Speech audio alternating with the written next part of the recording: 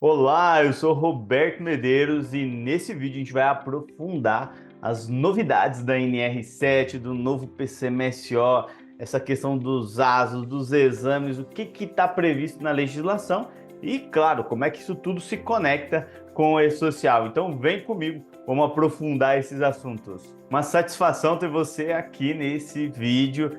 E para você que já acompanha aqui o canal, não deixa de deixar seu like aqui, deixar seu comentário.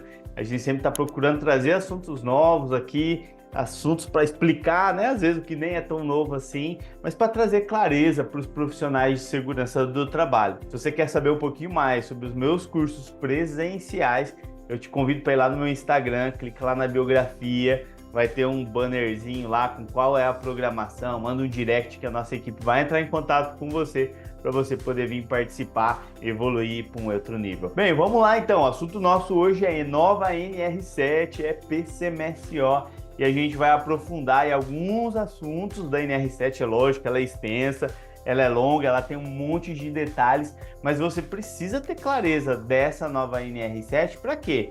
Para conseguir acertar lá no seu e-social. Então, PCMSO, Programa de Controle Médico de Saúde Ocupacional, é isso que está previsto lá na NR7. E a NR7, ela veio com um texto bem bonito aí com relação ao seu objetivo lá.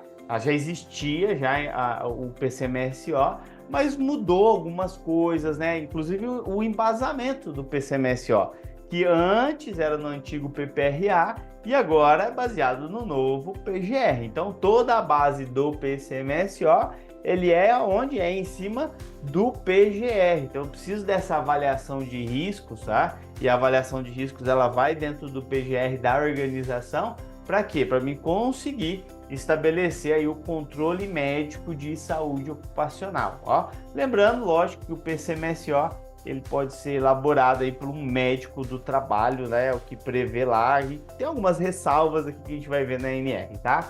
Então a gente teve desde essa portaria em 10 de março de 2022 e coisas importantes dentro do PCMSO que a norma ela já deixa clara ali desde o início, tá?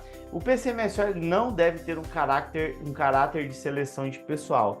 Então, assim, não é a ideia pegar a NR7 para definir se o cara vai ser admitido ou não. Não é essa a ideia da NR7. Esse processo de admissão, o ASO, a parte médica, é uma das partes do processo de seleção de pessoal, tá? Então, a gente precisa ter clareza com relação a isso, tá? E o PCMSO deve ser elaborado e considerados riscos ocupacionais, identificados e classificados pelo PGR. Então tem que estar em harmonia, tem que estar conectado. Assim como precisava estar conectado com o antigo PPRA, a mesma ideia agora com o novo PGR. Eles precisam se conversar. E lógico, a empresa deve implantar, quer dizer, o ônus, né, de todos os exames complementares, dos programas ali, das definições dentro do programa do que deve ser feito, o custo disso tudo sempre vai ser da empresa, né? Ela deve garantir que seja elaborado e que seja realmente implantado dentro da organização esse PCMSO e ainda, claro, vai ter que indicar qual que é o médico do trabalho responsável pelo PCMSO. Essas são algumas das alterações, até que começa aqui, ó. Agora não é médico coordenador do PCMSO, agora é médico responsável pelo PCMSO. É simples, mas dá uma conotação diferente, dá um peso diferente e realmente isso traz uma evolução aí para o nosso setor de segurança do trabalho, beleza? Então, o médico responsável pelo PCMSO, ele deve, né, ele caso observe inconsistência no inventário de risco da organização, ele deve reavaliar. Então, eu recebi aqui o PGR, eu tenho que seguir cegamente o que está escrito no PGR? Não necessariamente. O médico responsável ele tem autonomia de que ele está olhando, ele conhece o ambiente de trabalho, ele sabe que é uma máquina ruidosa e ele não está vendo isso dentro do PGR, ele pode e ele deve, né? Se ele está vendo inconsistência, opa, vamos reavaliar isso aqui com os responsáveis lá do PGR, tá? Então é uma coisa importante para você observar, tá? Ainda a nova NR7 traz essa prerrogativa que se não existe médico do trabalho na localidade, tá? A organização pode contratar um médico de outra especialidade como responsável pelo PCMSO. Então, às vezes tem algumas cidades, né, muito afastadas, né, dos centros mais populosos. Então, o legislador ele deixou essa opção aqui também, beleza? E aí a gente vai falar sobre 3 tópicos a partir de agora. Quais são os 5 tipos de ASO que a NR7 fala, como fazer a determinação dos exames complementares e quais os prazos e periodicidade dos exames. Maravilha? Então vamos aprofundar esses 3 assuntos aqui no nosso vídeo e aí vamos falar dos ASO. Primeiro ASO, né, atestado de saúde ocupacional, né, que a norma prevê, é o admissional e ele tem que ser realizado antes que o empregado assuma suas atividades. Então é uma coisa lógica, né, faz o ASO e depois vai ter o processo de admissão, né? Tem gente que deixa uma semana o cara trabalhando para ver se ele vai vingar aqui, aí eu faço o exame dele, né? Não está de acordo com o que diz a legislação aqui, beleza? Exame periódico, né? Por empregados expostos, né, a riscos ocupacionais, identificados e classificados no PGR, a gente tem que fazer o quê? Tem que fazer um exame periódico, né? E para portadores de doenças crônicas que aumentem a suscetibilidade a tais riscos, a gente tem uma periodicidade a cada ano ou a intervalos menores, a critério do médico responsável. Então, o que era uma prática muito comum a gente fazer periodicamente os anos todo ano, agora ficou mais claro e mais evidente dentro dessa nova NR7. Por quê? Porque é muito difícil você, numa população, mesmo que seja de pessoas que trabalham no administrativo, conseguir identificar todos os portadores de doenças crônicas, até porque isso não é facilmente identificado numa anamnese. Então, o que antes já era uma prática, agora está mais sedimentado dentro da nova NR7. Critério médico. Em vários momentos a gente vai ouvir isso falar, critério médico. Então, normalmente, a periodicidade desses exames vai ser a cada ano, mas é lógico que o médico pode ainda assim estabelecer uma periodicidade a cada 2 anos. Para você saber qual é a periodicidade dos exames aí na sua empresa, sempre consulte o PCMSO, que é lá que vai estar essa informação, é lá que o médico responsável pela sua empresa vai determinar como deve ser feito isso, beleza? Temos ainda o exame de mudança de risco, que não é mudança de função mais, isso é uma mudança que teve nessa nova NR7. Então, se você muda o risco, você faz um exame chamado mudança de risco. E ele é obrigatório, tá? Antes de você realizar essa mudança, adequando assim o seu controle médico a esses novos riscos que existem nessa nova atividade. Aqui tem alguns detalhes interessantes sobre o exame demissional, né? O exame demissional você tem até 10 dias para fazer ele, contados ali do término do contrato. Só que tem são 2 ressalvas que a gente tem aqui nas empresas de grau de risco 1 e 2 e 3 e 4. Então o que acontece?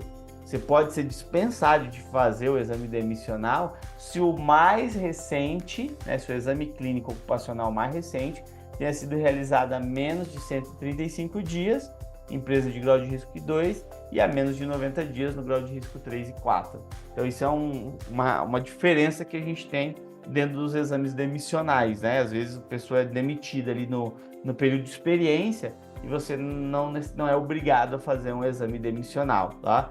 Não ser obrigado não quer dizer que não é recomendado. Existem alguns casos, inclusive, que a gente recomenda que faça o exame demissional, mas a obrigação pela lei é o que está previsto aqui, né? E aí os empregados, claro, que devem ser informados, né, durante o exame clínico, das razões, né, por que você está fazendo esse exame e, lógico, do significado dos resultados de cada um deles, beleza? Então, o direito do paciente ali, ele pode perguntar, ele precisa ser informado ali, isso é bem tranquilo com relação a isso, tá? E no exame admissional, né, a critério do médico responsável, coisa que eu acho difícil, né, mas possa ser que aconteça, o médico, né, ele aceita um exame que foi realizado 90 dias antes, tá? Claro, aí tem que olhar certinho que a ANR pode definir algum prazo diferente para alguns exames específicos, tá? Eu acho esse aqui um pouquinho mais complicado, né? Mas pode ser que exista aí algum caso específico aí, tá? Por exemplo, o trabalhador fez na mesma clínica, né? Ele fez o demissional e o admissional de um dia para o outro, né? Então pode ser que o médico aceite isso, mesmo sendo empresas diferentes, tá? Aceite aquele exame, tá? Que foi feito ali, né? 1, 2, 3 dias antes. O ASO, estrutura do atestado de saúde ocupacional. E isso aqui parece simples, realmente é simples, mas eu já vi muito ASO aí sendo feito da forma errada. Já vi notificação do Ministério do Trabalho aí, e eu tendo que ir lá responder a notificação porque o ASO não seguia os preceitos estabelecidos na NR7. E lá na NR7 está escrito exatamente tudo que um atestado de saúde ocupacional tem que ter. Tem que ter ali razão social, CNPJ ou KIPF da organização, que agora não é mais CPF, tá? Tem que ter o nome completo do empregado, o número do seu CPF, qual que é a função desse trabalhador, qual que é a descrição dos perigos e fatores de risco identificados e classificados no PGR, que vai necessitar aí de um controle médico, né, previsto no PCMSO. Que mais tem que ter no ASO? Indicação e data de realização dos exames ocupacionais clínicos e complementares. Então, você fez uma audiometria, você fez um raio-x, tem que estar escrito isso dentro do ASO, tem que estar escrito se ele está apto ou está inapto para a função. Lembrando que NR 33 e 35 você tem que ter um apto para trabalho em altura, apto para espaço confinado. Então é um tipo de apto diferente ainda, além desse apto da NR7, né?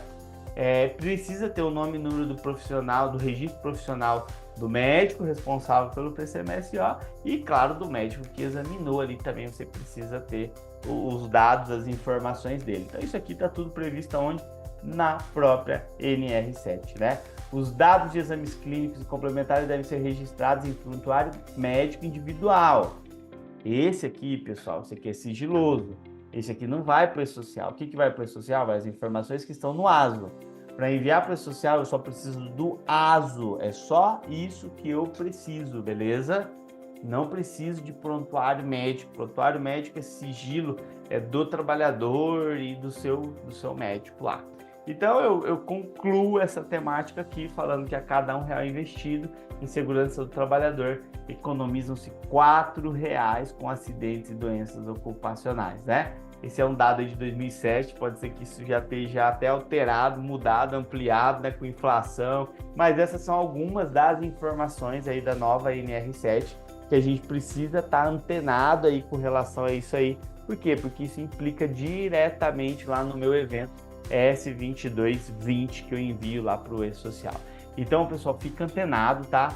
Tem mais mudança? É lógico que tem mais coisa. Se você ficou com alguma dúvida, manda aqui embaixo, né? Se na verdade é o melhor momento aqui do nosso vídeo, onde você manda sua dúvida, manda seu comentário aqui. Para quê? Para a gente estar evoluindo, para a gente conseguir trazer mais conteúdos aqui, trazer mais clareza para você que é profissional da área de segurança e entender essas mudanças que estão acontecendo aí no nosso cenário nacional. E claro, a gente seguir evoluindo aí como sempre. Então, se você não deixou seu like, deixa seu like aqui, tá? Compartilha esse vídeo. E se ficou alguma dúvida, manda aqui também que a gente vai ter imenso prazer em responder a você. Maravilha? Então, até o próximo vídeo. Abraço, tchau, tchau.